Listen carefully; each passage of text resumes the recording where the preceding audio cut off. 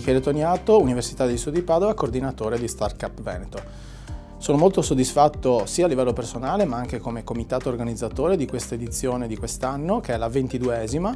Abbiamo avuto un numero di domande, devo dire, importante e che è tornato sui livelli pre-Covid, perché negli ultimi anni c'era stata un po' di flessione per ovvi motivi.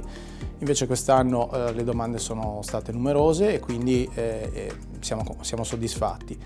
La partecipazione sia ai percorsi formativi che alle varie fasi della competizione è stata molto sentita. I team sono stati determinati e hanno partecipato con grande passione, devo dire anche. Devo ringraziare anche i formatori che sono stati davvero molto bravi, sia nella preparazione dei team alla redazione del business plan e anche nella preparazione della presentazione finale che è stata fatta questa sera.